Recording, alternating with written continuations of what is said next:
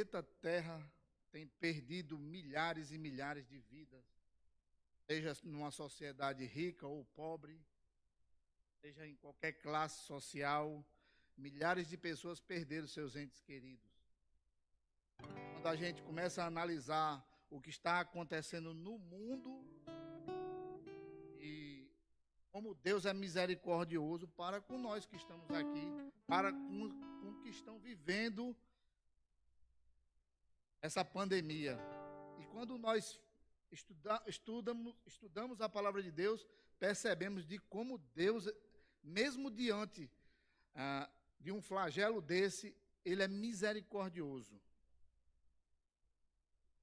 Mesmo diante de tanta dor que tantas pessoas estão passando, que tantos amados e amadas estão passando, Ele é misericordioso.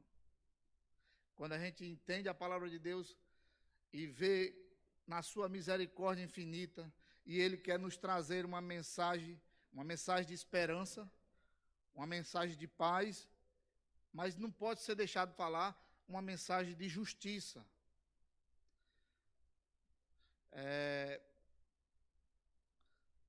O mundo, por ano, cerca de 30 milhões de pessoas morrem de fome. Desses 30 milhões de pessoas que morrem de fome, 8 milhões são crianças. E eu nunca vi, e nem vi, nem mesmo na pandemia, um sentimento de sensibilidade para com essas pessoas, que, via de regra, são pessoas desassistidas e pobres, miseráveis, esquecidas por nós como sociedade. E são justamente essas pessoas que Jesus manda levar a sua palavra para ela, que é uma palavra de esperança e de salvar almas. Talvez essas pessoas não tenham conforto, mas nós estamos falando de vida eterna, algo que transcende o que é físico, o que nós podemos usufruir, carros bacana, casa, mansão, piscina, praia. Não se trata disso.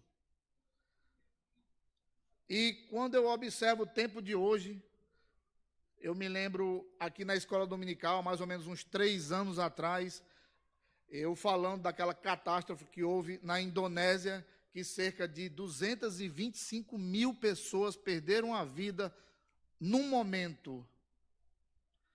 E eu me recordo do pastor Billy contando que o pastor da igreja dele foi nesse país.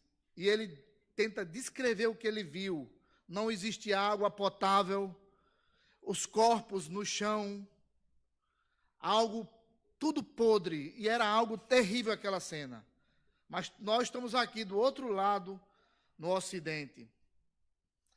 A coisa não atingiu ninguém, mas agora se trata de uma coisa global, onde não há rico nem pobre, onde não há branco ou negro, japonês, índio.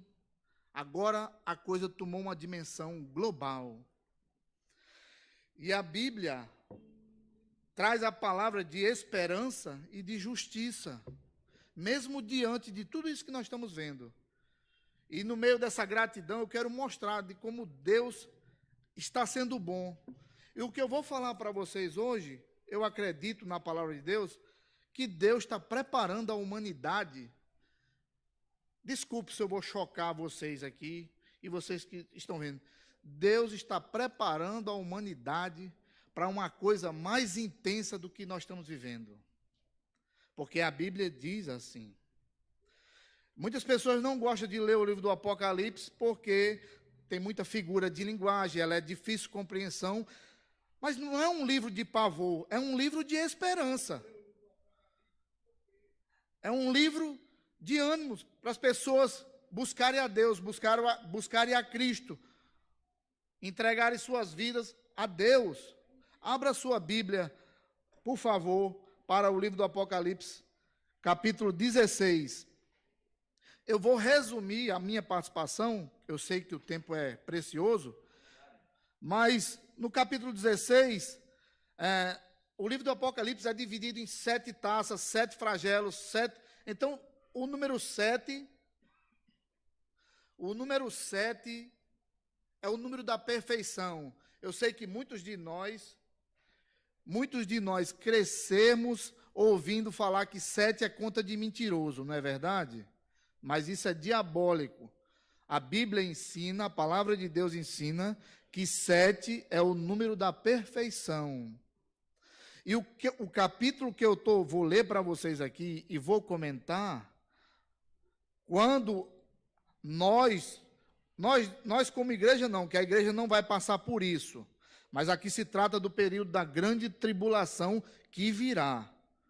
Isso aqui é futuro e eu creio que Deus está preparando. Só para você ter ideia, o capítulo que eu vou ler, quando chegar a essa altura do campeonato, baseado na nossa população de 7,3 bilhões de pessoas, a metade já estará morta.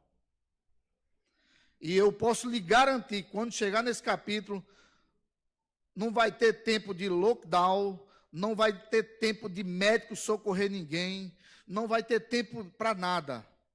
Você já imaginou a cena caótica que a Bíblia está demonstrando do que vai vir? Então diz assim, o capítulo 16 vai tratar do julgamento das taças. Você tem que entender quem é que está fazendo aqui é o próprio Deus. São anjos que obedecem às ordens dele, e a essa altura ele vai mandar uma sequência de tragédias para a terra. E ele começa com a primeira taça, a úlceras, e é câncer geral, de uma forma global, como você está vendo hoje na pandemia. E vai tomar conta do corpo dos seres humanos. E é algo incontrolável. Já na segunda taça, ele ele transforma as águas do mar em sangue. Então toda a vida marinha vai ser extinta, tudo. Isso é um cenário catastrófico, é um cenário de juízo. Não é mais o Cordeiro de Deus, como leu o pastor aqui, como João Batista, que tira o pecado do mundo. Ele vem para o julgamento. E essa é uma mensagem de esperança, que ele está avisando a todo o globo, a toda a nação, que haverá um julgamento. Hoje está sendo aceito tudo em nome da união, da unidade e do amor. Tudo é permitido, tudo é aceitável. A palavra de Deus é ignorada, para que nossos prazeres e nossos sentimentos sejam exaltados. E quando eu leio a Bíblia, às vezes que Deus teve que intervir, lá no dilúvio, a terra estava cheia de quê? De violência, de coisas malignas, de coisas terríveis. Mais para frente, quando a gente lê no Gênesis, a cidade de Sodoma e Gomorra estava cheio de quê? A nossa geração botou a cidade de Sodoma e Gomorra no bolso. Nós somos a geração que está presenciando isso. E voltando para as escrituras aqui, a terceira praga, ele vai ferir, a terceira taça, perdão, as águas potáveis do planeta Terra. E ninguém vai conseguir beber. Você já imaginou, a essa altura, não existe mais Valfredo, todo o sistema de hospitalar, tudo foi quebrado. Quando chega no Apocalipse 18, Deus encaminha um anjo e ele usa a expressão, o anjo sai correndo dentro do santuário e diz, feito está. Sabe o que significa essa palavra? Deus não tem mais volta, não há arrependimento. Toda a topografia da terra vai cair por terra, vai ficar plana. E se há um terremoto dessa magnitude, se faltava 3 bilhões de pessoas, você já imaginou o caos que vai se instalar. Mas o que é que eu quero chamar? Porque eu estou fazendo essas informações todas de cenários trágicos, como não se compara nem isso aqui que nós estamos vivendo, é triste. Milhares de pessoas amadas e queridas estão perdendo a vida. Mas aqui é incomparável, tenebroso, pior, para não dizer outra palavra. E aqui diz assim, vamos ler a partir do versículo 8. O quarto anjo derramou a sua taça sobre o sol, e foi-lhe dado queimar os homens com fogo. Com efeito, os homens queimaram com intenso calor e blasfemaram o nome de Deus, que tem a autoridade sobre estes flagelos, e nem se arrependeram para darem glória a Deus. Quem é que provocou isso aqui? Quem é a autoridade que proclamou isso aqui, que determinou isso aqui? A Bíblia diz que é o próprio Deus. Mas sabe o que me chamou a atenção? É a última parte que diz assim: os homens não se arrependeram. Versículo 11 diz assim: e blasfemaram o nome de Deus do céu por causa das angústias e das úlceras que sofria, e não se arrependeram das obras das suas mãos. Vocês entendem o que eu quero dizer aqui? Assim como no tempo de hoje, eu posso garantir o que é que o mundo mudou com essa tragédia da pandemia. Uma máscara que nós estamos usando, álcool em gel, todo o procedimento padrão, muitas mortes de pessoas conhecidas, de pessoas queridas e amadas. Mas o principal que eu observo é a mudança de espírito para com o Criador. Eu não observei, não estou observando uma mudança significativa, porque aqui, numa tragédia dessa, a Bíblia está me informando, quando chegar a essa altura, que os homens não se arrependem.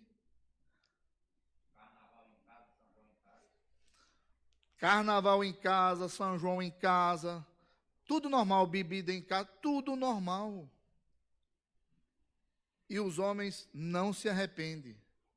E a palavra de Deus nos exorta para que possamos refletir. Por isso que eu digo que isso aqui é uma mensagem de gratidão, que Deus está nos informando a cada dia o panorama que Ele trará para a humanidade. E graças a Deus, aqueles que estão aqui hoje, que podem escutar a palavra de Deus, mas tem muitos que não podem estar. Do nosso meio, pessoas conhecidas nossas perderam suas vidas. Ô, irmão Neto, você citou a tsunami da Ásia, e a gente vê no YouTube como era a humanidade, a população, a grande multidão na praia, não estava nem aí, as ondas vindo lá, não estava nem aí, estava achando, não vai atingir a gente não. É os outros que morrem, a gente não, é os outros que morrem. É uma verdade, pastor, essa observação, porque nós como seres humanos temos uma tendência de achar que a morte não vai alcançar a gente, a doença não vai alcançar a gente. E realmente tem um filme, Tsunami, que retrata as pessoas na praia, no resort, muito bacana, e quando a onda vem, a coisa mais interessante, sabe qual foram os únicos que fugiram? Os animais. Elefantes quebraram grilhões e subiram montanha abaixo. E quem se guiou pelo elefante conseguiu escapar. Mas foi 225 mil pessoas que perderam suas vidas instantaneamente. Esse número é um número, dá mais ou menos umas 8 ou 10 Santa Cruz, aproximadamente umas 8. Então, só para você ter ideia de pessoas que perderam suas vidas rapidamente. E os dados que eu informei para você são da ONU. 30 milhões de pessoas morrem todo ano de fome. E o homem está gastando dinheiro com foguete para ir para a Lua.